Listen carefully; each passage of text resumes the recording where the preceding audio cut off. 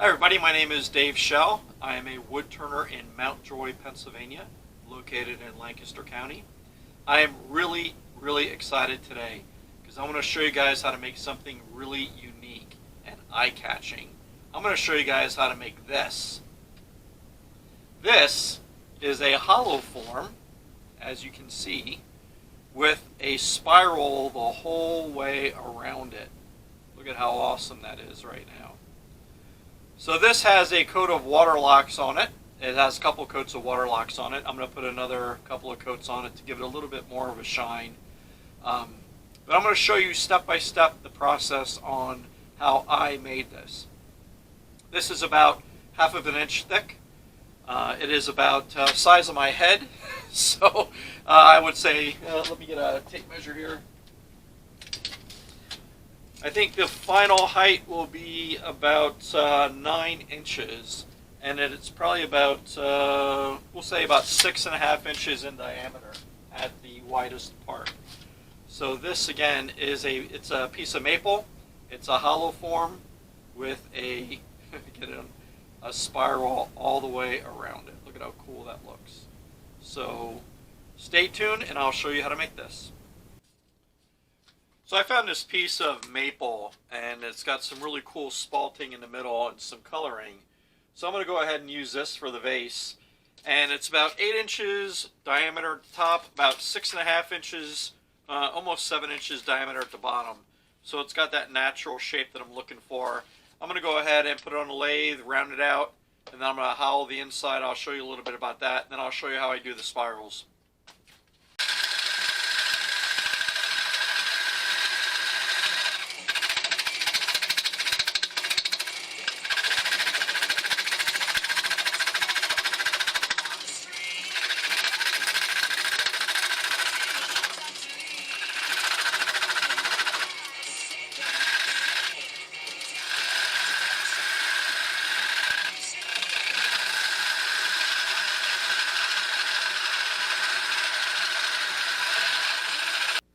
Here's a roughed out form. I made it a little bit thicker here because as I was thinking in my head, that was probably too thin, especially if I'm going to hollow this. So I'm going to hollow this out first and then thin this out a little bit later.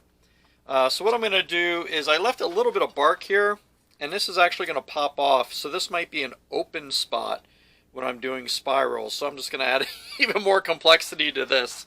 What I'm going to do is I'm going to attempt to hollow out from here. I am not very good at hollowing. I don't do it very often. But we're going to go ahead and try that out. And the next video I'll show you will be after it's hollowed, because you probably don't want to watch me hollow anything, because I probably will be doing it wrong and not very good at it. So see you in a minute. Okay, here is our piece hollowed out as best as I could do it, because I'm not really a great hollower. It is hollowed out about 5 inches. So it puts it right about here as far as the hollowing is. I'm going to hollow the rest of this out with a saber tooth. What we're going to do now, and this piece is about 9.25 inches by about 6.5, almost 7 inches around. The next thing I'm going to do is I'm going to figure out how many spirals I want to put around this, and I'm going to go ahead and lay out the spirals, and I'll show you how I do that. Pretty much what I'm going to do is using my indexing tool here, draw the lines going straight across, putting intervals maybe about 1/2 inch apart, and then I'll just connect the lines, and I'll show you what that looks like when it's done. What I do want to do is I want to kind of figure out a solid place around here as far as where to stop the spiral, and a solid area down here to start the spiral. So most of the inside here where the hollowing is, the spiral will go right through the wood and just be a really nice open piece. So that's the next thing I'll show you, is how I laid out those lines. This is a rough indexing to make the spiral. I have a 12 index wheel here, so I have 12 lines going across, and I drew 1/2 inch mark every time, just with the lathe going and putting my pencil against it. What I'm going to do is use this as a basis for drawing my spirals, and I'll show you what the spirals look like once I have them all drawn in. Well, this sure got confusing really quick. after I put my 12 index lines and I started drawing my spirals, I didn't think they were tight enough. They were kind of all over the place and really stretched out. So I actually put more lines in, and then after I drew all the spirals, I had all these lines all over the bowl, and I couldn't figure out where the spirals were and where the empty spots were. So then I sanded off the lines that I'm not using, and then I colored in where the spirals will be. So I chose for more of an empty design than a filled design. So we'll see how this turns out. I'm going to end it right about here. I think, if I remember right, my hollowing goes to just about here. So this last little bit here, I'll get with a saber tooth and just kind of hollow it out a little bit. And then at the top, I left it about here. So there's about an inch. Maybe an inch and a half. Yeah, it's an inch of solid wood here, and then you'll have the spirals coming down and then reconnecting with the bottom. So then this area here will be hollow. This will be hollow. This will be hollow. And we'll see how it turns out. They're not exactly even, but as I'm hollowing them out, I'll be able to fine tooth it and get them to kind of where I want. And then I'll be able to sand off all this and polish it up at the end.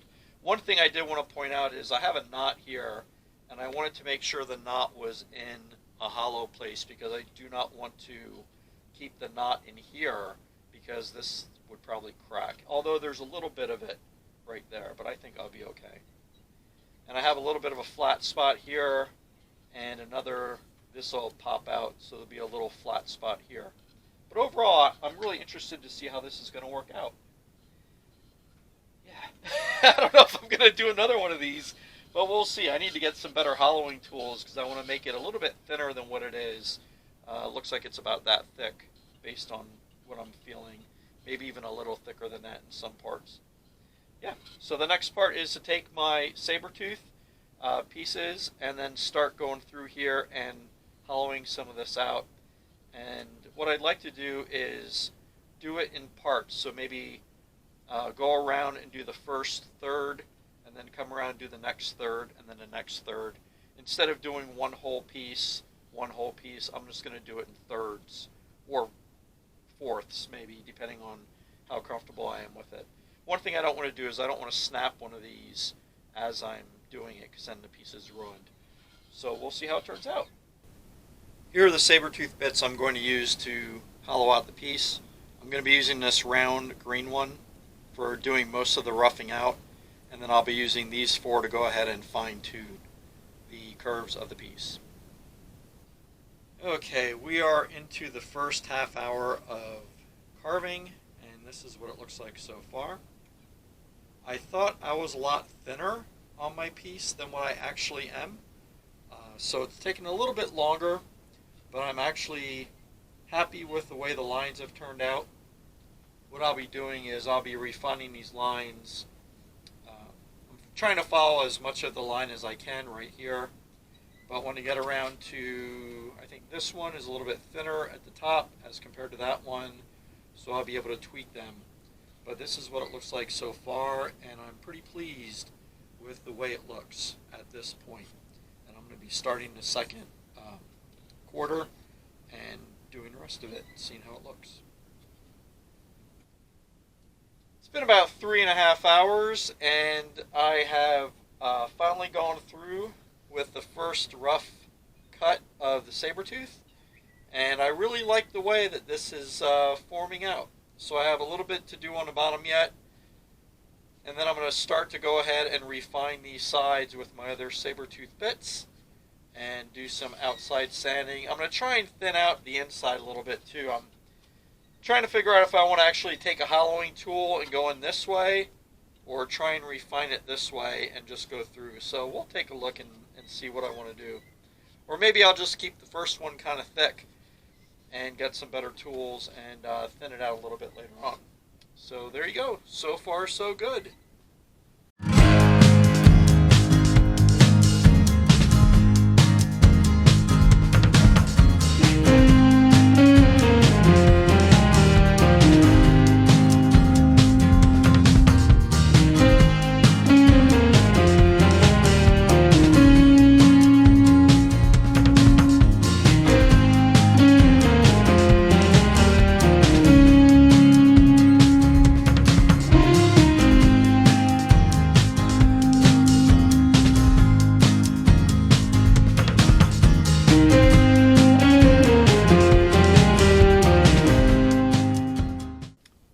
looks much different now than it did before. So this is the thickness I'm going to keep the spirals. It's very open, which is what I like. I like to see a little less wood and more open space. So what I'm going to do to make it easy is I'm going to use my index pin. I'm going to go ahead and stick it in and keep this as stable as I can. Just use a small piece of sandpaper that I have here, and I'll just do each one of these individually, just going back and forth nice and slow and working my way up through the grits. Give you a better way of seeing it this way. Just being careful not to put too much pressure, because these things are loose. They are not very stable once they get this thin. So you can see the whole thing, if you can see that, the whole thing moves around just by pressing a little bit on these. So I want to be very careful and make sure I don't pull too much and snap these off. But that's what I'm going to do next. Alright everybody, are you ready for the big reveal? So here it is. Here is the final product before it's finished. I'm going to go into finishing next. So this is the hollow form. There's the opening that I use to hollow out the inside. Oh, it does look pretty neat this way with all the spirals going around it. And just so you know, the bottom, I didn't do anything with the bottom. I'm just going to put a piece of felt on this and just let it sit there. I haven't figured out if I'm going to hollow out the bottom or not. I think I'm going to keep it solid because it adds a little weight to it, so it prevents it from accidentally being tipped over and then broken. These things will break pretty easily if you put a lot of pressure on them, depending how thin you make them. Mine ended up being less than ½ of an inch thick. I took some time to thin them out. So what I'm going to do is I'm going to finish, and I'm going to talk to you a little bit about finish. My favorite finish, because this has a lot of figure in it, you can see there's some spalting, there is a little bit of curl in it, and there's some spots up here in the spirals where there is some finish or some figure. I'm going to use my favorite finish, excuse me, which is Waterlocks. This is not a paid advertisement for Waterlocks, don't get that in your head, but I found that this is probably the best finish to use for highly figured woods. I make a lot of tea trays with curly maple, and this just really brings out the curl. And when I do a lot of burl pieces, I use this in my burl pieces as well. I use the medium sheen. I don't like it really glossy. Sometimes I think if you have a really glossy piece, it kind of looks plastic a little bit, so I don't like that finish. But the medium sheen I do like. So I'll put about 3 or 4 coats of Waterlocks on it. This is expensive, just so you guys know. So use it sparingly, but I use it for all my highly figured woods. So we'll show you what that looks like at the end. Before I start to finish this, I just wanted to show you guys the grain in this piece of maple that I found along the road. I actually turned it end grain to get a little bit more of the figure in it, but look at all that figure in there and the coloring. It is phenomenal. Right here is where that knot was that I talked about earlier in the video that I wanted to get out. But just look at that. There is so much beauty in this piece. So when I finish it with Waterlocks, it's really going to bring out all of that feature.